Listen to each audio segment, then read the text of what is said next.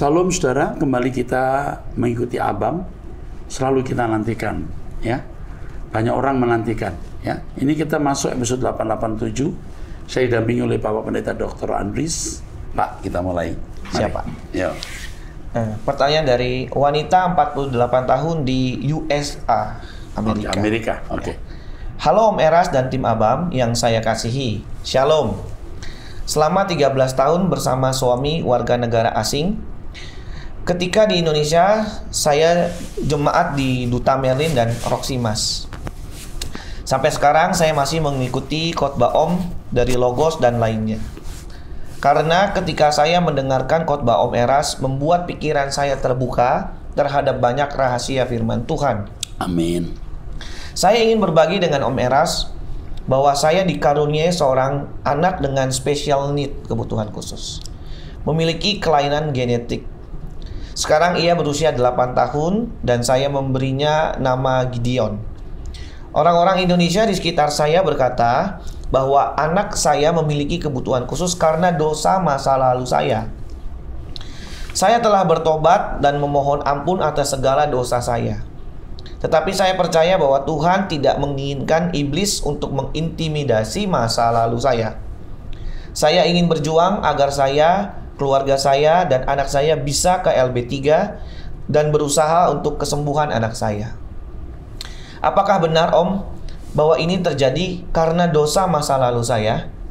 Saya meminta bantuan doa dari Om agar anak saya yang menderita gangguan pada perutnya bisa sembuh. Karena ia sangat menderita. Aduh. Saya ingat Om pernah mengatakan bahwa doa pribadi bersama Tuhan pasti didengar. Kali ini saya memohon doa Om agar anak saya bisa sembuh. Terima kasih banyak Om, Tuhan memberkati Anda semua. Salam LB3. Ketika ada pertanyaan Tuhan, orang buta ini ya, kenapa ya? Salah dia, salah orang tuanya. Tuhan tidak menjawab salah orang tuanya. Sakitnya membuat nama Tuhan dimuliakan. Oke? Jangan dengar apa kata orang. Saya cuma mau mengatakan bahwa sakit anak Anda membuat Tuhan dimuliakan. Oke? Jadi surat ini atau WhatsApp ini membuat saya mengingat ya, saya punya beban untuk anak-anak yang berkebutuhan khusus. Makanya dalam doa pagi sometimes saya doa untuk orang-orang yang berkebutuhan khusus. Saya mau lebih serius nih ya, saya mau lebih serius meminta Bapak di surga menolong. Termasuk untuk anak Anda. Ya, kita doa. Di dalam tangan Bapak di surga kami menyerahkan Gideon, anak dari keluarga Yeli, wanita di USA. Kami mohon Bapa memberi pemulihan atas kesehatan tubuh Gideon. Dalam nama Yesus Kristus. Aku Erastus Sabdono, hamba-Mu, ya Tuhan Yesus, ya Allah Bapa, sembuhkan Gideon. Amin. Oke, Tuhan memberkati. Baik, selanjutnya pria 55 tahun. Sebentar. Untuk Gideon tetap ada upaya ke dokter. Upaya memperhatikan serius kesehatannya. Kita berdoa, tapi juga tanggung jawab harus dipenuhi. Ya, Pak. Jangan khawatir tentang hari esok Gideon. Ini penting. Jangan mengecilkan Tuhan dengan kekhawatiranmu. Oke, terus. Selanjutnya pria 55 tahun, sudah menikah, anak 3 di Semarang. Shalom Bapak Erastus dan Bapak tim atau pendamping yang lain. Ya. Salam kasih di dalam Tuhan Yesus Kristus. Bapak Eras, saya minta masukannya tentang masalah teman rohani saya. Dia mempunyai anak perempuan usia 26 tahun. Dia pelayan Tuhan di gereja sebagai worship leader, koordinator pemuda. Tetapi dia berpacaran dengan orang Muslim. Jika ditanya apakah sudah mantap dengan pilihannya itu, atau kenapa itu mencari yang seiman, kenapa tidak mencari yang seiman? Dia selalu menjawab serius dengan yang ini karena usia dia sudah 26 atau tua katanya, takut ketuaan nikah. Sedangkan bapak anak ini seorang majelis gereja. dan selalu berkata dengan keras, jika menikah dengan dia, pria muslim itu maksudnya, bapak ini tidak akan datang ke pernikahan anaknya atau tidak akan merestui. Saya ditanya oleh keluarga bapak ini, apakah betul yang dilakukan sang bapak kepada anaknya nanti saat pernikahan? Saya belum berani menjawab, takut salah. Saya minta masukannya Pak Eras, bagaimana solusi atau cara saya menjawabnya. Terima kasih, Tuhan memberkati pelayan Bapak dan keluarga besar tim yang selalu setia sama Bapak Eras. Ini temannya ya. Temannya, Pak. Yang pertama, beritahu teman Anda jangan mengucapkan kalimat itu. Ya, kalau sama anakku nikah, aku tidak akan datang di pernikahannya. Jangan begitu. Ini kecelakaan. Ya. Jadi kalau anakmu sebelum lahir ditanya mau nggak nanti menikah dengan orang beragama lain, mungkin dia berkata tidak. Bapak anak perempuan ini juga mengambil bagian dalam kesalahan anak. Kalau anak kita dari muda kita bimbing dengan nilai-nilai kekristenan yang cukup, dia tidak akan pacaran dengan orang yang beragama lain. Jadi jangan kesalahan sepenuhnya ditimpakan kepada anak. Sekarang yang dilakukan harus dengan lembut menuntun anak, tidak dengan kekerasan. Beritahu itu. Dan jangan sekali-kali membuat ancaman. Pilih papa dengan Yesus atau pilih dia. Tidak boleh. Rebut anak dengan kasih dalam doa. Mungkin dia nanti menikah. Anda mungkin juga tidak datang, tapi tidak usah bilang-bilang orang. Suatu hari dia cerai. Suatu hari dia menyesal, dia pulang ke rumah.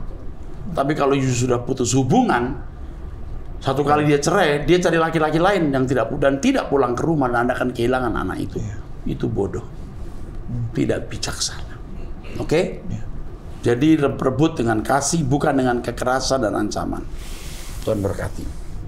Teruskan. Selanjutnya wanita 40 tahun menikah di Jakarta. Shalom Pak Pendeta Erastus, sehat-sehat selalu ya Pak. Pak, waktu hari Minggu saya mendengar khotbah Bapak bahwa ada 3 musuh utama kita. 1, kuasa gelap atau jahat atau setan. 2, diri sendiri. 3, keduniawian atau pengaruh jahat dunia maksudnya. Pengaruh jahat dunia. Ya. Lalu yang berikutnya yang kepada Tuhan kita berlindung. Yang kedua, dari bencana malapetaka, orang-orang yang memusuhi kita. Karena kita tidak membalas kejahatan, kita minta perlindungan Tuhan. Oke, teruskan.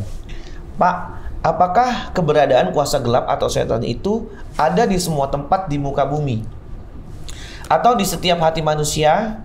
Seperti benih tinggal mana yang lebih kuat, hati baik atau jahat? Apakah? Saya potong dulu. Kita semua memiliki kodrat dosa. Kodrat dosa ya, gampang tersinggung, tidak jujur dan lain-lain. Itu pangkalan. Ketika ada rangsang, maka dosa bisa terwujud. Orang gampang tersinggung, kalau tidak ada rangsang yang nggak tersinggung. Orang tidak jujur kalau tidak ada kesempatan nyolong ya nggak bisa. Jadi setan itu di mana-mana, karena ada pangkalan dalam diri kita, dan itu memberi peluang dosa dapat terwujud atau terrealisir. Ini konsep ini yang penting. Soal setan di mana itu nggak penting ya. Tapi setan dalam bentuk pengaruh yang membuat kita berbuat dosa itu yang harus kita waspadai. Terus, apakah setan-setan yang memberontak kepada Bapak itu dari dulu jumlahnya tetap sama atau bertambah jumlahnya seperti manusia berkembang biak semakin banyak? Apakah setan-setan yang ada di bumi sekarang tahu masa depan seperti apa? Yang pertama begini, apakah setan berkembang? Tidak pernah di Alkitab dikatakan begitu. Sekali lagi, ada rahasia-rahasia yang tidak bisa kita tahu. Tapi yang jelas, yang kita harus tahu, ada pangkalan dosa di dalam diri kita, dan ada rangsang dosa yang bisa muncul. Dan iblis bisa memunculkan itu, impuls rangsang itu. Dan Tuhan mengizinkan. Kenapa? Karena hal itu akan menjadi cara kita untuk membunuh, menghancurkan kodrat dosa dan pangkalan dosa dalam diri kita. Menghancurkan foothold, pangkalan dalam diri kita. Tahu maksudnya ya? Jadi Tuhan izinkan terjadi kesempatan nyolong, berzina, berkelahi. Nah, kalau kita menyangkal diri, berkata tidak, lambat laun pangkalan itu akan musnah. Oke. Terus tadi yang berikutnya, apakah setan-setan yang ada di bumi tidak sekarang? tahu. Tapi setan bisa meng-create masa depan. Misalnya kalau orang tuh milik setan, tahun depan kamu akan mengalami kecelakaan, bisa terjadi. Tapi kalau kita anak Allah, tidak bisa. Oke. Tahu ya? Iya. Oke, teruskan. Oh, ini tahu kapan dunia berakhir sehingga mereka bekerja tanpa henti. Oh, mereka tahu kalau soal kapan dunia akan kira-kira sudah dekat, karena tanda-tanda itu mereka tahu karena mereka membaca Alkitab juga. Oke, terus. Sedangkan manusia di bumi tidak tahu apa-apa sehingga santai-santai saja menikmati dunia dan beribadah seadanya. Enggak, mestinya kita juga tahu dengan tanda-tanda ini Tuhan sudah akan segera datang. Kalau bagi orang rambut putih, gigi rontok, mulai bongkok-bongkok, sakit-sakitan juga udah tahu ini kiamatnya udah dekat. Iya, Oke, terus. Iya. Masalahnya orang udah tahu begitu nggak bertobat. Iya. Oke, terus. Apakah iblis setan itu jauh lebih pintar dari manusia di bumi? Harus bisa membedakan antara iblis dan roh jahat. Iya. Iblis ini Lucifer ini tunggal, dia bolos. Roh jahat itu pengikutnya. Nah, yang ini jauh lebih cerdas dari manusia. Tapi kalau manusia dipimpin Roh Kudus, tidak bisa melampaui kita. Oke, terus. Pak, apakah orang sombong itu bisa masuk neraka? Pasti, bukan bisa, pasti masuk. Karena Allah menentang orang sombong. Iya. Nah, sombong itu apa harus tahu juga. Tuh, baca dulu, saya belum membaca. Sombong tidak mau tahu orang lain. Sombong merasa manusia bisa hidup di bumi tanpa Tuhan. Kesombongan itu berakar dari merasa bisa hidup tanpa Tuhan. Pasti binasa dia. Oke? Oke, teruskan. Demikian pertanyaan saya. Terima kasih, Cukup Pak. saya jawab ya. Iya. Terus. Selanjutnya dari ibu rumah tangga 49 tahun sudah menikah, ada 4 orang anak di Pekanbaru Riau. Ya, oke. Shalom Pak Pendeta Erastus dan tim ABAM. Saya mengucapkan terima kasih atas tanggapan Bapak di ABAM 876. Saya merasa beban saya berkurang dengan curhat di ABAM dan mendengar nasihat dari Bapak. Saya hanya bisa curhat di ABAM saja, Pak. Karena saya tidak mau curhat ke sembarang orang, apalagi mengenai masalah rumah tangga. Takutnya bukan nasihat yang baik yang didapat, malah perpecahan pula nanti. Ya, bagus. Saya mau tanya sesuatu, Pak. Ya. Begini, Pak.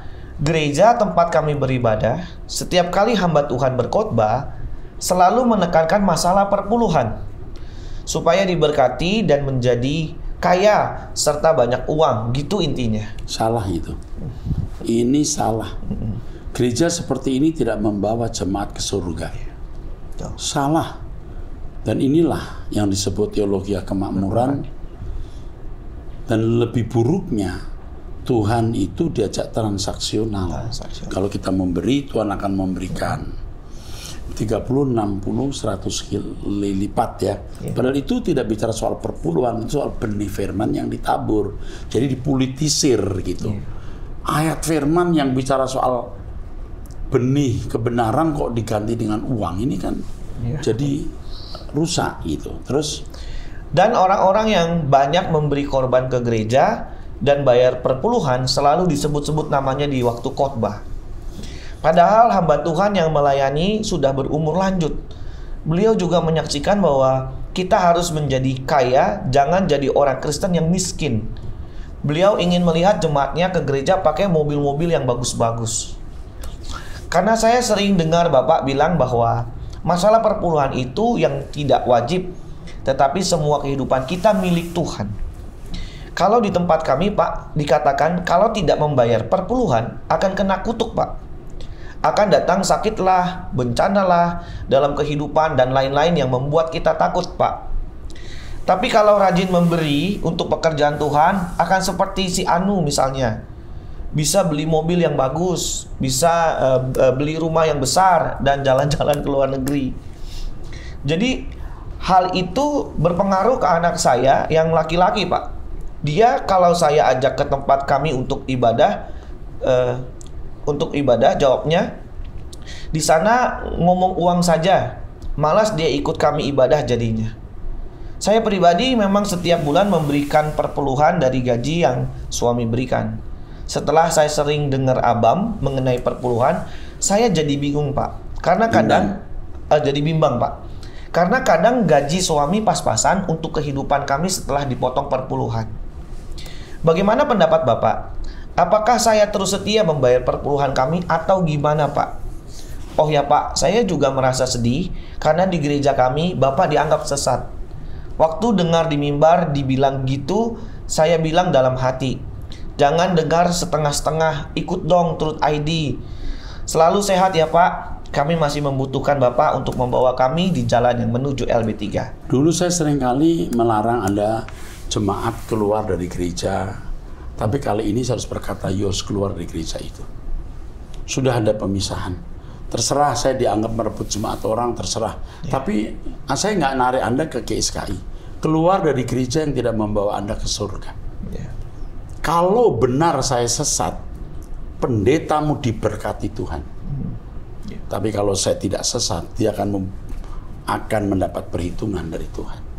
Nah, dari khotbahnya saja perpuluhan, mengancam. Udah jelas kira-kira siapa yang sesat. Dan saya sudah bisa menduga sinode Anda itu apa, saya sudah tahu. Karena sinode Anda itu sinode yang memang orang pertama yang bisa menyebarkan surat kemana-mana bahwa saya sesat. Sampai ke luar negeri. Ketika saya keluar negeri, KKR tahun 2018 ya. 2018 ya. Itu mereka sudah dapat surat dari Jakarta yang mengatakan hati-hati dengan pendeta ini sesat. Ini sedih saya juga kadang-kadang orang kita ini mengabarkan kebenaran, tapi kita diajar Tuhan diam, diam dan diam. Saya kira you harus keluar dari gereja itu, ya. Juga yang lain, kalau pendeta mengajarkan begitu, Anda jangan di gereja itu, ya. Binasa nanti, benar. Tidak diajarkan kebenaran. Oke, teruskan. Kalau yang ini Pak, pendapat Bapak tentang membayar perpuluhan sementara dia gajinya pas-pasan. Ya pokoknya keluar dari gereja itu dan ikuti nasihat saya. Siap. Yang penting kan pimpinan Roh Kudus, bukan berapa persen. Siap. Kalau bulan ini belum bisa memberi persembahan karena harus bayar uang sekolah anak, ya bayar uang sekolah anak lah. Kalau bulan ini karena orang tua sakit harus bantu orang tua, kasihlah uang ke orang tua. Semua juga pekerjaan Tuhan, uang sekolah anak juga pekerjaan Tuhan. Membantu orang tua, mengawal orang tua juga pekerjaan Tuhan. Bukan hanya gereja. Tapi tetap gereja di mana Anda berbakti, dan kalau Anda diberkati dengan firman Tuhan di gereja itu, Anda dukung. Gitu. Gereja di mana memberi makanan rohani membuat Anda berubah, harus dukung. Oke, teruskan. Selanjutnya wanita 62 tahun, janda mati di Surabaya. Iya. Apakah yang harus saya lakukan agar bisa membantu kesembuhan anak saya yang menderita sakit gangguan aliran darah ke otak selama 5 tahun sehingga sering kehilangan kesadaran, bahkan tidak dapat bekerja? Saya telah menikah tetapi belum memiliki anak. Saya masih bekerja untuk mencukupi kehidupan sehari-hari dan biaya pengobatan anak saya. Bentar. Dia belum punya anak, tapi ini anak siapa? Agar bisa membantu kesembuhan anak saya yang menderita gangguan darah, sehingga sering dengan saya telah menikah tapi belum memiliki anak. Mungkin anak angkat atau anak adopsi ya? Iya, mungkin. Oke, teruskan ya. Saya masih bekerja untuk mencukupi kehidupan sehari-hari dan biaya pengobatan anak saya. Namun pengobatan tidak berjalan lancar karena kendala ekonomi. Sejak saya mendengarkan khotbah-khotbah Bapak, saya telah mengalami banyak perubahan. Saya terus mengikuti arahan doa pagi dari Pak Erastus dan ikut dalam semua ibadah GSKI di YouTube. Tuhan adalah sumber kebahagiaan bagi saya, sehingga saya bisa lebih kuat menghadapi hidup yang sulit dengan kekudusan. Amin. Saya terus belajar dari khotbah-khotbah Bapak dan juga terharu oleh lagu-lagu Bapak yang selalu membuat saya menangis, namun juga mampu memberi semangat baru. Mohon bantuannya doa untuk kesembuhan anak saya, Pak Erastus. Semoga Bapak senantiasa sehat dan panjang umur, serta semakin banyak jiwa yang diselamatkan. Terima kasih banyak. Tuhan Yesus memberkati. Tolong Nak, di telepon nama anaknya siapa? Nama anaknya siapa, alamatnya di mana? Tidak saya sebutkan di publik, tapi saya doakan nanti secara pribadi. Jadi saya jadi PR ini. Yang tadi juga, yang satu lagi tadi anak yang berkebutuhan khusus tadi ya. Tolong namanya siapa? Ya saya pengen punya nama-nama orang yang akan saya doakan. dan saya akan minta mujizat dari Bapak di surga. Kita mesti punya gerakan ya, memulihkan anak-anak yang berkebutuhan khusus. Iya, Pak. Saya mau minta orang-orang berdoa bersama saya untuk ini. Iya. Minta mujizat ya. Kita percaya mujizat kok, bukan tidak percaya mujizat. Ya. Oke, teruskan Pak. Selanjutnya wanita 54 tahun sudah menikah di Jakarta Utara.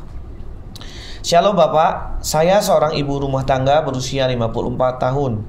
Selama ini saya sering pergi ke gereja, namun merasa belum menemukan apa yang saya cari. Gereja yang saya datangi terasa hampa, mungkin karena saya bukan berasal dari keluarga Kristen. Meskipun begitu, saya pernah mengalami pengalaman melihat Tuhan Yesus secara langsung. Saat itu saya tidak menyadari bahwa yang saya lihat adalah Tuhan Yesus. Saya hanya melihatnya seperti sosok yang rapi, klinis, dan berseri seperti baru keluar dari salon. Ketika saya mendengarkan ajaran Bapak, saya mulai memahami apa yang selama ini saya cari. Meskipun saya masih buta akan banyak hal, hati kecil saya yakin bahwa ajaran Bapak membawa jawaban yang saya cari. Sejak menyadari bahwa Tuhan Yesus adalah anak Allah, saya juga yakin bahwa ada Tuhan di atasnya. Ada Bapak maksudnya. Oke, Iya. terus. Sejak dulu, hati saya selalu merasa bahwa ada yang maha kuasa. Dan sekarang saya merasa yakin bahwa Bapak adalah pemimpin yang baik. Amin. Waduh, puji Tuhan. Saya merasa terhubung dengan ajaran Bapak. Dan setelah mendengarkan khotbah dan doa Bapak, saya semakin yakin bahwa hidup ini tidak hanya sekedar kebetulan. Saya percaya bahwa ada yang mengatur dan bahwa itu akan bertanggung jawab atas hidup kita setelah meninggal. Saya sering mendengarkan khotbah Bapak di YouTube, meskipun tidak secara langsung, dan juga mendengar doa Bapak setiap pagi. Meskipun saya cenderung menggunakan logika dalam hidup saya merasa bahwa Tuhan selalu memimpin saya. Saya tidak mudah percaya pada hal-hal mistik. Tetapi saya pernah mengalami peristiwa yang sulit dijelaskan secara logika. Dan saya yakin bahwa Tuhan turut bekerja di dalamnya. Saya menghargai cara Bapak menjelaskan Tuhan dengan jelas. Dan saya merasa bahwa Bapak adalah alat Tuhan untuk membimbing kita ke jalan yang benar. Terima kasih atas ajaran dan dukungan Bapak. Oke. Usia 54 tahun ya wanita ya. Iya. Kalau di Jakarta Utara Anda bisa datang ke Mall Arta Gading, Iya. lantai 5. Hari Minggu kebaktian jam 9 pagi, 11 pagi, dan jam 17.30 setengah 6 sore. Kami menunggu kedatangannya. Ya, bisa on site di sini. Teruskan.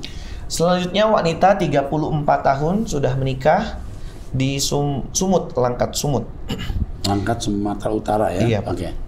Shalom Pak Eras, saya baru kali ini bergabung dan merasa diberkati saat mendengar khotbah-khotbah Bapak. Saya ingin bertanya Pak, apakah jika kita terus-menerus dihadapi masalah belum terlepas dari kutukan? Itu salah. Kutukan itu artinya hukuman. Hukuman kita telah dipikul Yesus di kayu salib. Kesulitan itu bisa menjadi cara Tuhan mendewasakan kita, bukan kutuk. Tapi memang ada orang-orang yang sembarangan hidup, salah sehingga mengalami kesulitan, dan itu disiplin. Disiplin pun untuk mendewasakan kita. Terus. Saya sudah menikah selama 15 tahun dan memiliki 2 anak. Tetapi suami saya adalah seorang penjudi yang sering menipu orang. Untuk memenuhi kebutuhan keluarga, saya bekerja keras, sementara suami tidak pernah memperdulikan saya dan anak-anaknya. Selain itu, saya juga harus merawat orang tua yang sakit secara bergantian dengan saudara saya. Hutang-hutang judi suami juga menjadi tanggungan saya. Saya merasa tidak kuat menahan semua penderitaan yang harus saya alami, Pak. Apa yang sebaiknya saya lakukan? Mohon dukungan doanya. Ketika hutang judi suami kamu pikul, kamu merusak suamimu. Kamu menghancurkan hidupmu dan rumah tanggamu. Mulai hari ini kamu jangan bertanggung jawab atas hutang judi suamimu. Kamu harus berkata, saya tidak akan membayar apapun yang terjadi. Ingat perkataan saya ini. Jangan membayar hutang judi suami. Kau merusak suamimu. Oke? Mulai sekarang jangan membayar hutangnya. Mau urusan polisi, mau masuk penjara, biar. Ya. Dan kamu akan merusak rumah tanggamu kalau kamu membayar hutang suami karena judi. Oke, saya kira itu saja. Ikut doa pagi bersama saya, Tuhan beri hikmat nanti. Sampai jumpa di episode 888. Tuhan memberkati.